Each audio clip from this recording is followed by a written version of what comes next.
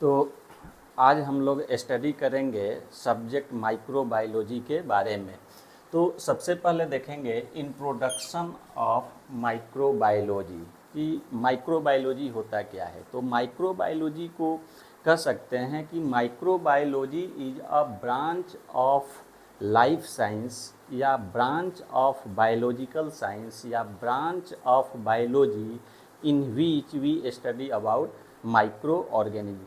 Microbiology एक biology का या लाइफ साइंस का या बायोलॉजिकल साइंस का एक ब्रांच है जिसमें हम लोग माइक्रो ऑर्गेनिज्म का स्टडी करते हैं, या यह कह सकते हैं कि scientific study of micro organism. इसमें हम लोग माइक्रो ऑर्गेनिज्म का साइंटिफिक स्टडी करते हैं, या यह कह सकते हैं कि ये study of biology of microscopic organisms. इसमें हम लोग माइक्रोस्कोपिक ऑर्गेनिज्म्स के बारे में स्टडी करते हैं, या जैसे हम लोग कहते हैं कि ये माइक्रोबायोलॉजी जो है ये made up of two words, micros and biology. तो माइक्रोज मीन्स होता है टू स्मॉल, बहुत छोटा।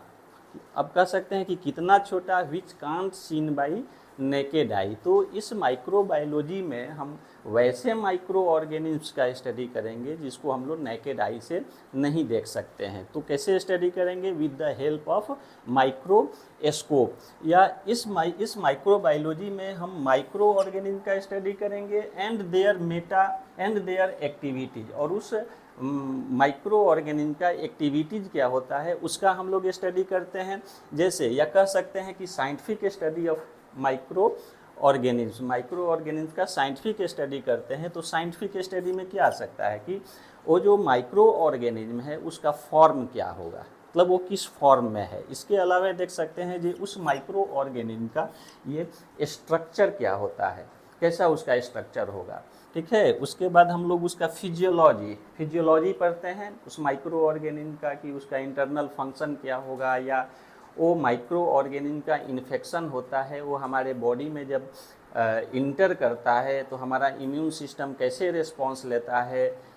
उसके बाद ये हमारे सेल टिश्यू को कैसे डैमेज करता है, फिर ये कैसे डिजीज़ कॉज करता है, ये हम लोग स्टडी करते हैं। फिर मेटाबॉलिज्म का, उस माइक्रो ऑर्गेनिज्म का मेटाबॉलिज्म क्या होगा, उसका रेप्लिकेशन कैसे होता है, उसमें ट्रांसक्रिप्शन कैसे होता है, उसमें ट्रांसलेशन होता है कैसे होता है, ये हम लोग मेटाबॉलिज्म में स्टडी करते हैं। फिर उस माइक्रो ऑर्गेनिज्म का ये माइक्रोबायोलॉजी में जो हम स्टडी करेंगे, फिर देखेंगे कि आइडेंटिफिकेशन, उस माइक्रो ऑर्गेनिज्म का हम आइडेंटिफिकेशन कैसे करते हैं।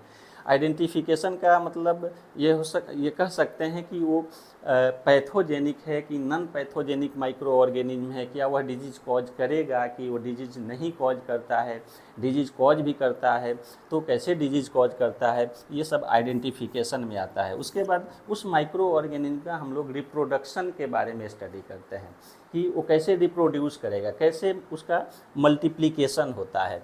तो माइक्रोबायोलॉजी में हम ये स्टडी करते हैं। अब ये क्वेश्चन ये बनता है कि माइक्रो ऑर्गेनिज्म क्या होता है। क्योंकि हमने देखा कि माइक्रोबायोलॉजी में हम किसका स्टडी करते हैं, माइक्रो ऑर्गेनिज्म का स्टडी करते हैं कि विच can't scene by naked eye. तो ये माइक्रो ऑर्गेनिज्म कौन कौन सा होगा माइक्रो ऑर्गेनिज्म, या ये कहेंगे कि ये पूरे अर्थ पे जितने भी माइक्रो ऑर्गेनिज्म्स है उसको हम लोग 6 ग्रुप्स में इसको क्लासिफिकेशन किया गया है। यानी पूरे अर्थ पे जो माइक्रो ऑर्गेनिज्म है उसको 6 ग्रुप्स में हम लोग क्या करते हैं, ये इसको बांट के और क्या करते हैं, हम स्टडी करते हैं। तो पहला माइक्रो ऑर्गेनिज्म में आता है बैक्टीरिया।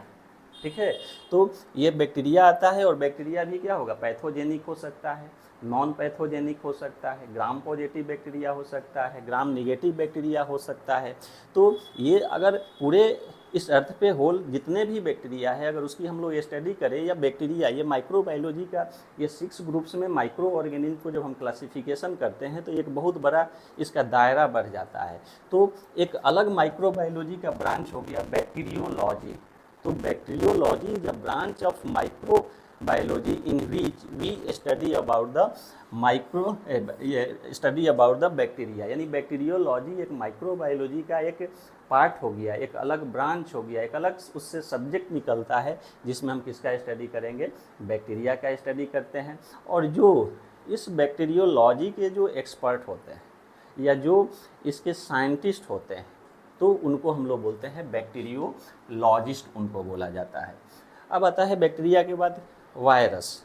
तो वायरस भी क्या है, माइक्रो ऑर्गेनिज्म है, और ये वायरस का एक अलग सब्जेक्ट हो जाता है, माइक्रोबायोलॉजी का एक अलग ब्रांच हो जाता है, जिसको हम लोग बोलते हैं वायरोलॉजी। वायरोलॉजी में हम किसका स्टडी करेंगे, वायरस का स्टडी करते हैं। ये वायरस को कहा जाता है कि ये वायरस ना तो लिविंग है और ना नॉन लिविंग होता है, इसको बोलते हैं connecting link between living and non living, और इसके जो एक्सपर्ट होते हैं उनको कहा जाता है वायरोलॉजिस्ट। यानी वायरस का स्टडी हम किस में करेंगे, वायरोलॉजी में, और वायरोलॉजी के जो एक्सपर्ट होते हैं, जो साइंटिस्ट होते हैं, उनको हम लोग बोलते हैं वायरोलॉजिस्ट बोलते हैं। इसके बाद आता है एल्गी। एल्गी जो है इसके लिए एक अलग सब्जेक्ट हो गया, माइक्रोबायोलॉजी का एक ब्रांच हो गया, उससे ये एक सब्जेक्ट निकला जिसको हम लोग बोलते हैं algology. Algology is also called phycology. Algology से भी एक नाम है, जानते हैं, एक सब्जेक्ट ये हो गया एल्गोलॉजी, और फाइकोलॉजी भी होता है, फाइकोलॉजी के भी नाम से जानते हैं। तो एल्गोलॉजी या फाइकोलॉजी में हम किसका स्टडी करेंगे, एल्गी का स्टडी करते हैं, और ये इसके जो एक्सपर्ट होते हैं उनको बोलते हैं हम एल्गोलॉजिस्ट बोलते हैं। इसके जो साइंटिस्ट होंगे उनको एल्गोलॉजिस्ट बोला जाता है। उसके बाद आता है फंजाई या फंगस। तो फंगस का स्टडी जब करेंगे, इसके लिए जो अलग ब्रांच हो जाता है उसको हम लोग बोलते हैं माइकोलॉजी। यानी mycology is a branch of microbiology in which we study about the ये फंगस, और इसके जो एक्सपर्ट होते हैं, उसके जो साइंटिस्ट होते हैं, उनको हम लोग बोलते हैं माइकोलॉजिस्ट बोला जाता है। इसके बाद आता है प्रोटोजोन्स। तो प्रोटोजोन्स जो है ये भी एक माइक्रो ऑर्गेनिज्म है, और इससे माइक्रोबायोलॉजी से एक अलग सब्जेक्ट निकलता है जिसको हम लोग बोलते हैं प्रोटोजूलॉजी, या माइक्रोबायोलॉजी का एक ब्रांच हो गया protozoology, in which we study about protozoans. और ये प्रोटोजूलॉजी के जो एक्सपर्ट होंगे उनको हम लोग बोलते हैं प्रोटोजूलॉजिस्ट। तो ये 5 ग्रुप्स हो गया। एक और ग्रुप्स जो है इसमें आता है जिसको बोलते हैं हेलमिन्थ्स। तो हेलमिन्थ्स का जो सब्जेक्ट एक हो जाता है अलग, उसको बोलते हैं हेलमिन्थोलॉजी, और इसके जो एक्सपर्ट होते हैं उनको बोलते हैं हेलमिन्थोलॉजिस्ट। तो ये हो गया कि माइक्रोबायोलॉजी में we study about the micro organisms, और ये माइक्रो ऑर्गेनिज्म को 6 ग्रुप्स में इसको हम लोग क्लासिफिकेशन इसका करते हैं, bacteria, virus, algae, fungus, protozoans and helminths. तो ये 6 ग्रुप्स हो गया। अब देखते हैं ये माइक्रो ऑर्गेनिज्म जो होता है ये लिविंग ऑर्गेनिज्म है, लिविंग होता है, और दूसरा यूजुअली टू स्मॉल। यानी अगर माइक्रो ऑर्गेनिज्म को हम लोग देखें तो micro organism is made up of 2 words, 2 शब्द से मिलकर बना है माइक्रोज। माइक्रोज मीन्स होता है टू स्मॉल। तो ये माइक्रो ऑर्गेनिज्म जो होता है ये टू स्मॉल होता है, which can't seen by naked eye. हम नेकेड आई से उसको नहीं देख सकते हैं, कैसे देखेंगे, तो with the help of microscope, microscope के हेल्प से देखते हैं।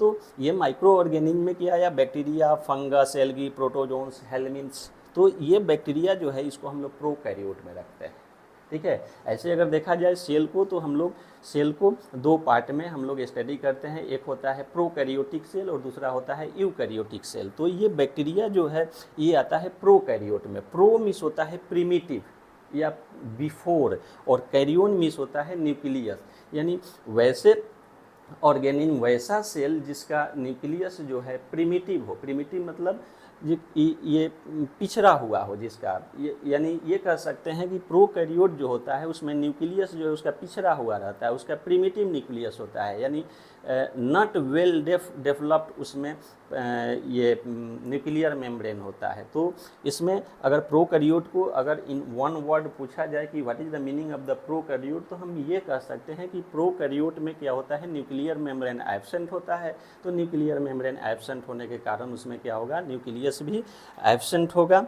उसके बाद आता है ये फंजाई या फंगस, और एल्गी, प्रोटोजोआ और हेलमिन्थ, ये आता है यूकैरियोट। ये यूकैरियोटिक माइक्रो ऑर्गेनिज्म है, यानी यूकैरियोटिक सेल है। तो यू मीन्स होता है एडवांस या ट्रू होता है, और कैरियोन मीन्स होता है न्यूक्लियस। जिस माइक्रो ऑर्गेनिज्म में, जिस सेल में क्या होता है ट्रू न्यूक्लियस होगा उसको हम लोग बोलते हैं यूकैरियोट। ट्रू न्यूक्लियस का मतलब होता है कि उसमें जो न्यूक्लियर मेम्ब्रेन होगा वो क्या होता है, वेल डेवलप होता है। तो ये है इंट्रोडक्शन टू माइक्रोबायोलॉजी। और इस माइक्रोबायोलॉजी के और भी ब्रांचेज हैं, जैसे medical microbiology, clinical microbiology, industrial microbiology, environmental microbiology, agricultural microbiology. तो अगर देखा जाए तो माइक्रोबायोलॉजी के और बहुत सारे ये फील्ड हैं। तो ये हो गया introduction to microbiology. Thank you.